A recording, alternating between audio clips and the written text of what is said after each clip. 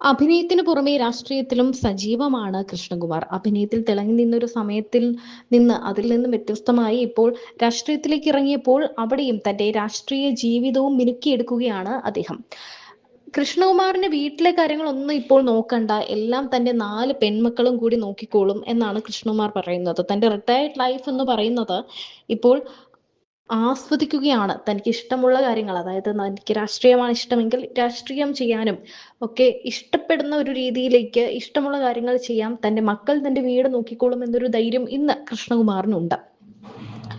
ആ ധൈര്യത്തിലേക്ക് എത്താൻ ഒരുപാട് കടമ്പകൾ അദ്ദേഹം കടന്നിട്ടുമുണ്ട്. 4 പെൺമക്കളല്ലേ, തനിക്ക് പേടിയില്ലേ ഇന്നത്തെ ലോകത്തേക്ക് ഈ പെൺമക്കൾ വളർന്നു വരുമ്പോൾ എന്ന ഒരു ചോദ്യം ഭാഗ്യലക്ഷ്മി ഒരു ഇന്റർവ്യൂവിൽ കൃഷ്ണകുമാറിനോട് ചോദിച്ചു.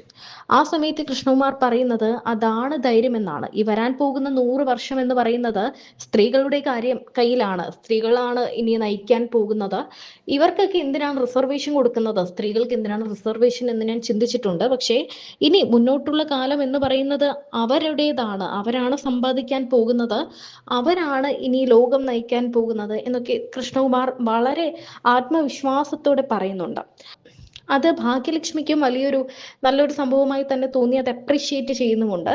കൃഷ്ണകുമാർ അന്ന് ഹൻസികയ്ക്ക് തീരെ കുഞ്ഞാണ്. ഒരു 4-5 വയസ്സ് അല്ലെങ്കിൽ ഒരു 10 വയസ്സിനകത്തൊക്കെ പ്രായമുള്ളൂ. ബാക്കി എല്ലാവരും സ്കൂളിലോ കോളേജിലും ഒക്കെ പഠിക്കുന്ന ഒരു പ്രായമാണ് ഈ പെൺമക്കളൊക്കെ. എന്നാൽ ഇന്നത്തെ കാലം നോക്കുമ്പോൾ കൃഷ്ണകുമാർ അന്ന് പറഞ്ഞത് ശരിക്കും പറഞ്ഞാൽ അച്ചട്ടായി മാറിക്കഴിഞ്ഞിരിക്കുന്നു. അച്ചട്ടായിട്ടാണ് ഇന്ന് ഓരോ കാര്യങ്ങളും നടന്നിരിക്കുന്നത് എന്ന് നമുക്ക് കൃത്യമായി മനസ്സിലാകും.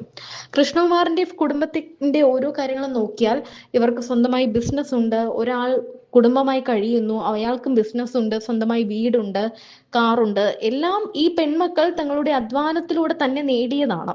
അത് പറയുമ്പോൾ ഇവർക്ക് തന്നെ നല്ല അഭിമാനവുമുണ്ട്. കാരണം വെറുതെ ഇരുന്നിട്ടല്ല, അച്ഛന്റെയും അമ്മയുടെയും പൈസ എടുത്ത് ചിലവാക്കുന്ന ഇന്നത്തെ ലോകത്ത് പോഷർ ആയിട്ടുള്ള വീഡിയോസ് ഒക്കെ ഇട്ട് പണം ഉണ്ടാക്കുന്ന സമയത്ത് തങ്ങൾ ഒരു ബിസിനസ് കൂടി സ്റ്റാർട്ട് ചെയ്താണ്. വളരെ ചെറിയ പ്രായത്തിൽ തന്നെ ഹൻസികയും ഈ ബിസിനസ്സിൽ ഇടം നേടിയിട്ടുണ്ട്. അമ്മയും 3 പെൺമക്കളും മാത്രമല്ല, ദിയ കൃഷ്ണയ തന്റെ ഭർത്താവിനോടൊപ്പം തന്നെ ഒരു ജ്വല്ലറി ബിസിനസ്സും അതിനൊപ്പം തന്നെ ഒരു ഡ്രസ്സിന്റെ ബിസിനസ്സും ഒന്നിച്ചു കൊണ്ടുപോകുന്നുണ്ട്. ഈ കഴിഞ്ഞ ദിവസങ്ങളൊക്കെ ഇവരുടെ ഫാമിലി വാർത്തകളൊക്കെ വലിയ രീതിയിൽ ചർച്ചകളിൽ ഇടം നേടിയിരുന്നു. ഇവരുടെ തന്നെ വ്ലോഗിലൂടെ പുറത്തു വന്ന കുറേ കാര്യങ്ങൾ ചർച്ചകളായി വന്നിരുന്നു. എന്നാൽ ഇപ്പോൾ കൃഷ്ണകുമാറിന്റെ പഴയ വീഡിയോകളൊക്കെ കാണുമ്പോൾ കൃഷ്ണകുമാർ എത്രത്തോളം ഫ്യൂച്ചർ എന്ന് പറയുന്ന ഒരു സാധനം എത്രത്തോളം മുന്നിൽ കണ്ടിരുന്നു എന്ന് നമുക്ക് കൃത്യമായി മനസ്സിലാകും. വീട്ടിലൊരാളെ കണ്ട പോലെ വന്ന് സംസാരിക്കുന്നത്, ഒരു ഓഡിയൻസ് ചെറുതായിട്ടുണ്ടെന്ന് ചിന്തിക്കുമ്പോൾ എത്ര ഇപ്പൊ ഇൻസ്റ്റയിൽ ഫോളോവേഴ്സ് 2 മില്യൺ ആവാൻ പോകുന്നു. പണ്ടേ 2.7 3 മില്യണിലോട് അടുക്കുന്നു. അതെ. ഏതൊരു പബ്ലിക് പ്ലേസിൽ വർക്ക് ചെയ്യുന്ന ഒരാൾക്കും ആഗ്രഹം ഓഡിയൻസ് ആണ്. അതിപ്പോ കുറച്ചുള്ളതിൽ സന്തോഷമുണ്ട്. പിന്നെ of course as an actor അതൊരു ബിഗർ ഓഡിയൻസിലേക്ക് എത്തണം എന്നും ആഗ്രഹമുണ്ട്. എപ്പോ മുതൽ ആൾക്കാർ ഈ പറഞ്ഞ പോലെ ഇഷ്ടപ്പെട്ട് തുടങ്ങിയെന്ന് സ്വയം ഒരു ധാരണയുണ്ടോ? എപ്പോ മുതൽ ഈ മാജിക് സംഭവിച്ചു തുടങ്ങിയെന്നുള്ളത്? അങ്ങനെ എന്തെങ്കിലും സംഭവിച്ചു എനിക്ക് അറിയത്തില്ല. മേ ബി ചിലപ്പോൾ നമ്മള് വീഡിയോസ് ചെയ്ത് തുടങ്ങിയതിന് ശേഷമാണോ ഇത്രയും അക്സെപ്റ്റൻസ് കിട്ടി തുടങ്ങിയത്? ആക്ച്വലി 2014 എന്റെ കരിയർ തുടങ്ങിയിട്ട് ഈ മറ്റേ സൈബർ ബുള്ളിങ് സംഭവം ഹാപ്പൻ ഇൻ 2020. അതുവരെ ഞാൻ അങ്ങനെ മോശം കമന്റ്സ് ഒന്നും കണ്ടിട്ടില്ല.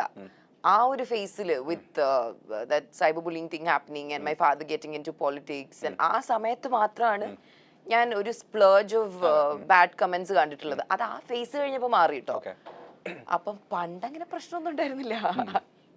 ഇതിന് ശേഷമാണോ, ആ പെർട്ടിക്കുലർ ഇൻസിഡന്റിന് ശേഷമാണോ അപ്പൊ അങ്ങനെ ഒരു ഫേസ് വന്നു?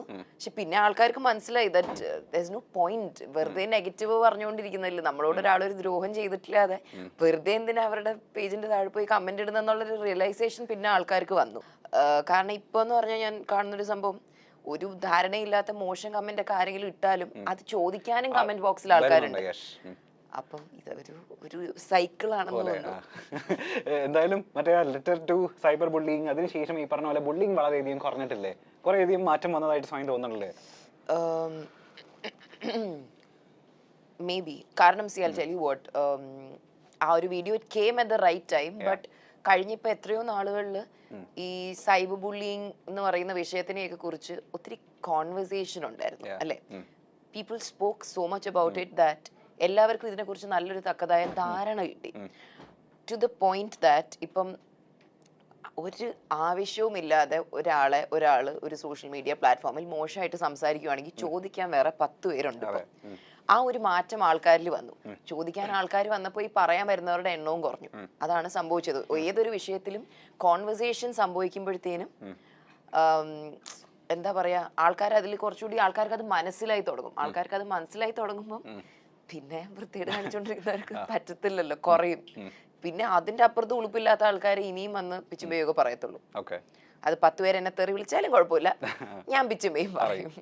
അങ്ങനെ എന്തായാലും ഇത്രയും പെർസ്പെക്റ്റീവ് ഉള്ള നായികയുടെ കുറെ കാലത്തിന് ശേഷം ഒരു സിനിമ സംഭവിക്കുകയാണ്. സിനിമയുടെ പേര് അടി എന്നാണ്. ഇതിൽ ആരെയാണ് അടിക്കുന്നത്? പൊതുവെ ഒരു ചർച്ച ചെയ്യപ്പെടുന്നുണ്ട് ഇത് ദപ്പട്ടിന്റെ മലയാളം റീമേക്ക് ആണെന്ന്. അല്ല, ഇതല്ല, ഇത് വേറൊരു അടിയാണ്. ഇതൊരു ഇറ്റ്സ് എൻ ഒറിജിനൽ.